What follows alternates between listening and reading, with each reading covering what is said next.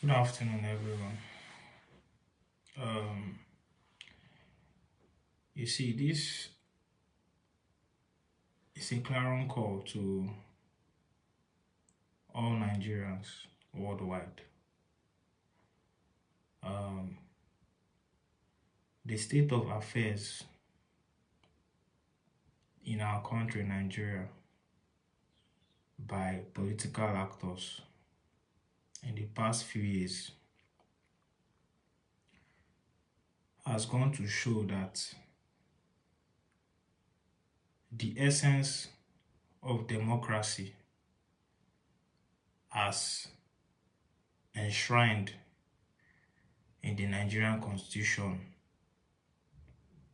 the Nigerian Constitution 99 as amended, has shown that the political class in our country, Nigeria, don't care about the people. And it is very, very sad that the political class will constantly bring Nigeria to a low. They will constantly do things that even the younger generation watching and observing will wonder, what kind of people do we have representing us in government? You see these politicians, when they have their swearing in, they have the Bible or the Quran or whatever they have in their hands during swearing in, and they put their hands on their chest, swearing to protect the Constitution, swearing to stand by the people, swearing to obey the Constitution. But when they get into power, they do whatever they like.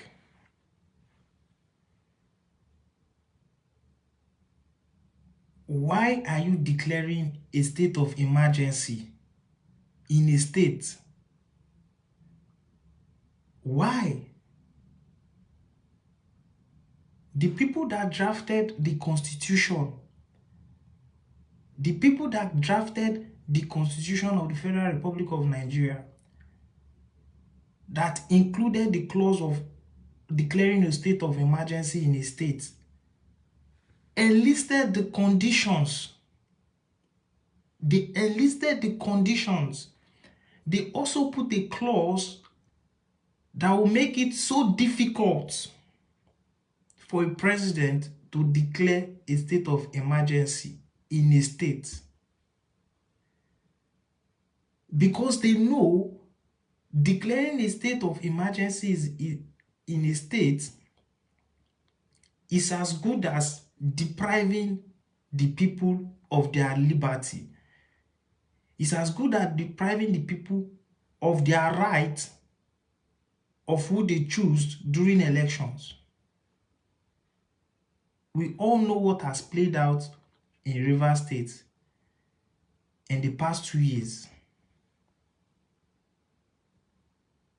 You have House of Assembly members that were elected just like how the governor was elected into office.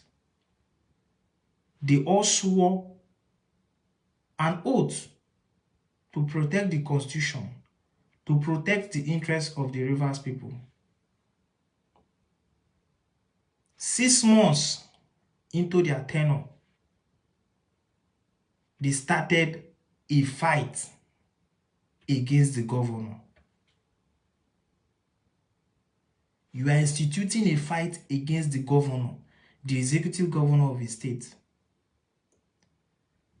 The people you are representing in the House of Assembly, the people of Rivers State, did they ask you to go into a fight with the executive governor of the state? The answer is no.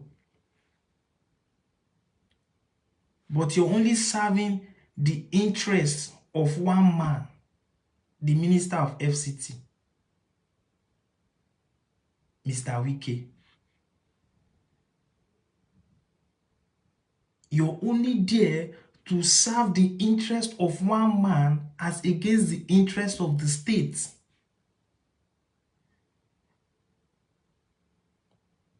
Now look at what you brought the state to. Just look at. You were making laws that were anti-government. You were making laws that would make the governor not to function properly in the state. Wike ruled for 8 years. We are part of the people that worked for him. Mr. Wike, we worked for him. We all supported him. Even when our which party APC was supporting then during his second tenure election, that nearly won him in the state. Everybody in the state stood by him because he was the governor then. Awara nearly defeated. I think Awara even defeated him. If not that the Rivers people, Rivers women, Rivers youth, everybody stood for him in his second tenure election. And here you are because of greed. Because you want to replicate what your new master, President Tinubu, is now your mentor. You want to replicate what he's doing in Lagos State, in Rivers State. So you held the state to a standstill. This is the time for Nigerians to speak out, because today it is Rivers State, tomorrow it might be your own state. If you're not from Rivers State, you will not understand how Rivers people feel. That we are having a sole administrator, a former military man. Are we in military regime? Are we in democracy, or we are in military regime? That we are having a military man rule us, a military man sitting on the seat of our governor.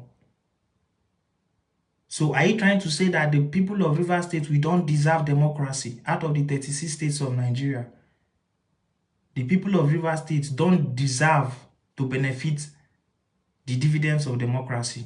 That's why you're giving us a retired military man to come and sit on the seat of the governor. You see, all the political actors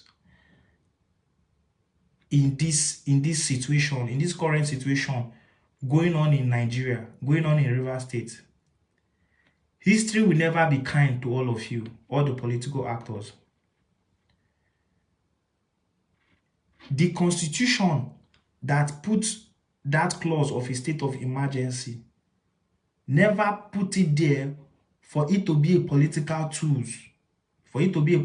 tool, against opposition. We've been practicing democracy for the past 20-something years in Nigeria, but nothing to show for it. These politicians, they don't put the citizens, the ordinary people in the street, they don't value them. All they care about is their pockets. Very evil set of people. Very, very evil set of people. Now you're working as a president. You're working hand in hand with the sole administrator you put in the states. But you have an elected governor that you guys said during the election that the people of Rivers State voted for. As a president, why were you not working with the governor directly to make sure there is peace and progress in the states? But because of your political greed and your political ambition, you choose to work with the Minister of FCT than to work with the governor of the state. And they say you're a Democrat, that you also fought for democracy in Nigeria. I doubt that. I know I wasn't born then, but with your actions in these recent years as the president of Nigeria, your actions are very, very undemocratic. It doesn't show that you are a Democrat at all. Your actions are selfish. Your actions are filled with greed. The governor said it, that what you guys wanted was the red barrel he was holding. He said it was clear. So to every Nigerian keeping quiet in the oppression going on against the people of Rivers State, tomorrow it might be your own turn. You're going to have a fair share of what the Rivers people are going through. That one or two persons' political ambition, which is the Minister of the Federal Capital Territory, Nyesom Wike, and President Tinubu, that their own political ambition would be greater than over 10 million Rivers people. That they are declaring a state of emergency in a state because of political differences. It is very, very bad. It is very, very bad. It is unconstitutional, and it is undemocratic. It is unconstitutional and it is undemocratic. This is the same president that when there was a military coup in one of the West African countries, in Niger Republic, he was about to send ECOWAS soldiers to go and fight to restore democratic rule. Now, this is the same president that is quick enough to declare a state of emergency in a peaceful state that does not meet the clause of declaring a state of emergency.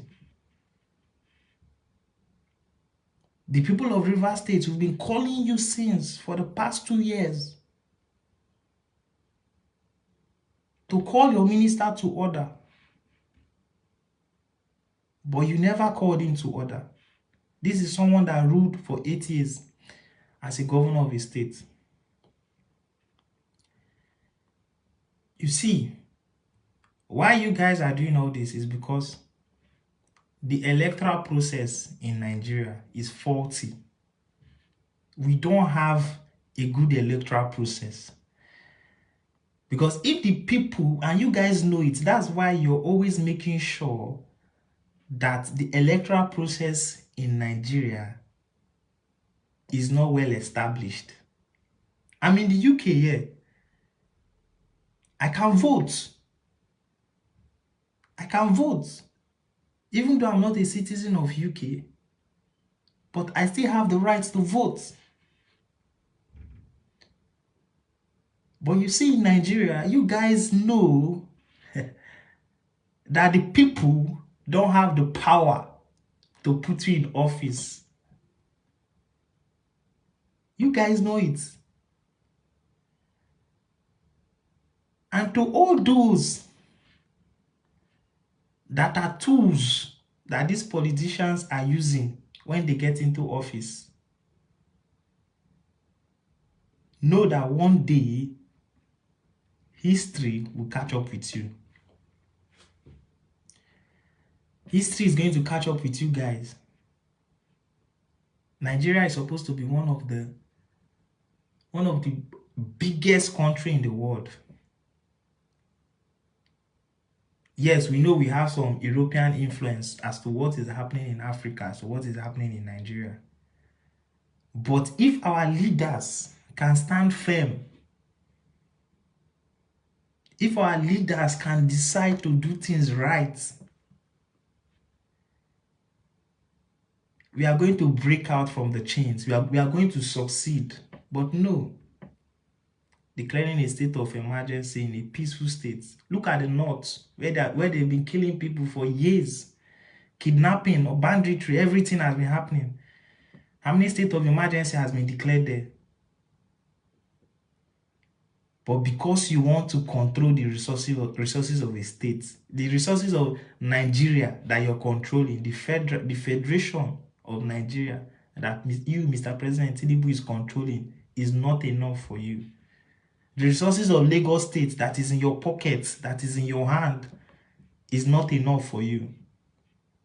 You want to add Rivers State to Lagos State. You see, the international community is watching. The world is watching. I heard they said the FBI in US say you are an asset. The president of a country. That's enough reason for you to even resign as the president of Nigeria. If it's in a European country, Western country. The fact that you're an asset to another country goes to show that you're not even fit to be in office. You're not even fit to rule us. But it is Nigeria. Anything goes. You want to add River State to your coffers, to your pockets. There's no problem. We are all watching. We are all seeing what's going. Minister Wike is claiming that he brought the Governor Fubara, to office. You that you were a governor, you in short, is hereditary. You were born to be a governor of River State. You went and sat on it by yourself. People didn't help you to achieve it. The same people that helped you achieve to be governor is the same people you're saying you want to retire them from politics. The world is watching. This state of emergency in River State is unconstitutional. It is undemocratic. It is done for selfish reasons. And we, the people of River State, we don't deserve it. We don't deserve it in any way. And from the Ijaw extraction of River State, I'm an Ijaw. I'm not trying to be tribalistic in what's going on, but it is obvious. It is obvious. If Governor Fubara was to be an uplander or was to be someone that is from Ikwere, are you telling me that the Minister of FCT would take this fight this far? Even had the guts of saying that Ijaws are minority of minority. President Tinubu, watch your back. Watch your back. Because this Minister of FCT that you're giving all these powers, you're giving him all this backing to roar like a lion, to roar, to be talking anyhow in the country. Be careful, because one day this lion you're training that is going about biting everybody, that is going about insulting everybody, that is going about causing problems here and there in FCT and in Nigeria and in the opposition political party, very soon you will not be able to control this lion you're training, that you're breeding. This lion you're bringing to use to carry out all your missions. Very soon the lion will have so much influence that you as the president, you will not be able to control it. And I know in no distance time it will happen. And to the Senate President, Godswill Akpabio, you're from the South, but you're following those in government now to maltreat your people, to marginalize your people, to oppress your people. All these things happened in the Bible. And we all know that people that follow this trajectory, we all know how it ends. There is always the limit. There's always a limit. Power is sweet, but power is transient. You guys will not be in power forever and ever. You guys will not be in power forever and ever. Ask other government officials that have been in power. They all left power. Power is transient. You can never hold it. Even when you're dying self, you cannot even die with power. You will leave it. So please, the state of emergency declared in Rivers State. There's no point for state of emergency to be in that state for 6 months. You guys should stop oppressing the people of Rivers State. It is not good. It is undemocratic. And I'm calling on the international community. This is enough for President Tinubu to be sanctioned. This is enough for them to sanction Nigeria, to call President Tinubu to order. The United Nations. This is enough. What even Mr. President has done self is even impeachable. A peaceful state. You're going to declare a state of emergency in a peaceful state. Rivers State is very, very crucial to the economy of Nigeria. And we are supposed to be worshipped. We are supposed to be treated very, very specially, and not this kind of maltreatment. As a president, you're supposed to work with the governor. The governor was elected just like you. Even if we know he was handpicked. But the fact that he's sitting on the chair as the governor of the state, you as a president, you're supposed to work with him to make sure there is peace, to make sure there is progress, to make sure that the people of Rivers State are enjoying the dividends of democracy. But because of your end game of 2027, and because of politics, you've forgotten your primary role of making sure that the people enjoy the dividends of democracy. You're only focusing on your political gains. That's the major problem in Nigeria. We are not saying you people shouldn't play your politics, but any politics you're playing that is going to affect the well-being of the people should be set aside. Here in the Western world, they do things to make sure that people are okay. Anything that is going to affect the people, they go against it. When will politicians in Nigeria start doing things for the benefit of the people? When will they start being selfless?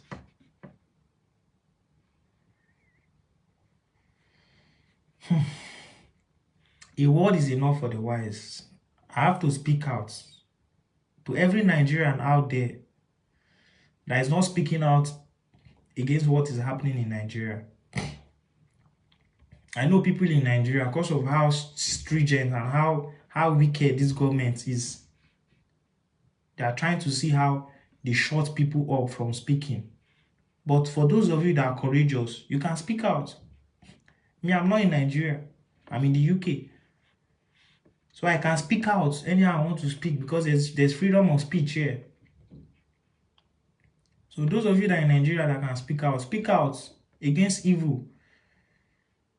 Against evil. Because these leaders, they don't mean well for us at all. They don't. They don't. The average child that is in primary school, that is in secondary school, how would they feel that a state of emergency is declared in their state? That they have somebody with a military background sitting on the chair of the governor. How do they feel? Look at the governor. The governor have organic support of Rivers State citizens, of Rivers State people. When he comes out, people are happy, people are excited. The civil servants, the common man on the street is happy that we have a leader that is protecting our interests.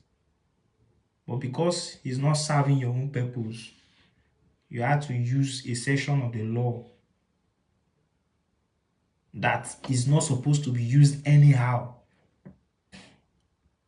Even throughout Buhari's regime, that there was insecurity, there was hunger in the land. There are a lot of things going on. How many state of emergency did he declare? And this is even someone that has a military background. Not to talk of you, the president now, that is saying you fought for democracy. You never ever in your life fought for democracy.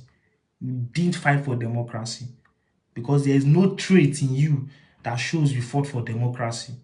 You're the most undemocratic president Nigeria has ever produced in history.